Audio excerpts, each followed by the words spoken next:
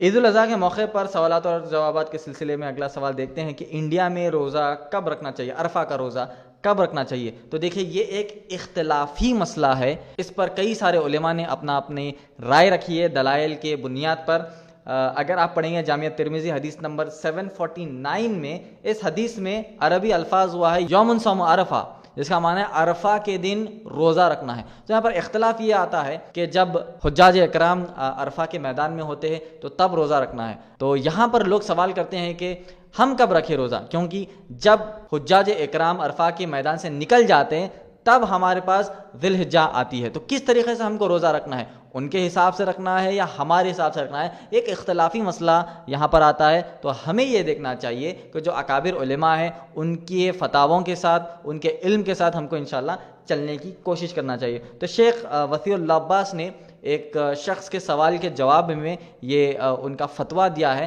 کہ جہاں پر ہم رہتے ہیں، جو ایریے میں ہم رہتے ہیں، وہ ایریے کے حساب سے ہم کو روزے رکھنا ہے، وہ ایریے کے حساب سے ہم کو نمازیں پڑھنا ہے، وہ ایریے کے حساب سے ہم کو رمضان کے روزے ادا کرنا ہے اور عید کرنا ہے۔ تو جب عرفہ کا معاملہ آتا ہے تو کیوں ہم سعودی عرب کے حساب سے چلیں گے، ہم ہمارے ایریے کے حساب سے ہی چلیں گے۔ تو دوسرے لوگ یہ بحث کرتے ہیں کہ عرفہ کے میدان میں جب حجاج اکرام رہتے ہیں تو تب ہم کو روزہ رکھنا ہے، یہ اختلافی مسئلہ ہے۔ چند علماء اکرام کہتے ہیں کہ عرفہ کے میدان میں جب حجاج اکرام رہتے ہیں جب رکھنا ہے، یا پھر ہمارے ایریے کے حساب سے رکھنا ہے۔ تو شیخ عثیمین رحمہ اللہ نے اپنی کتاب مجموع الفتاوی میں کہا ہے کہ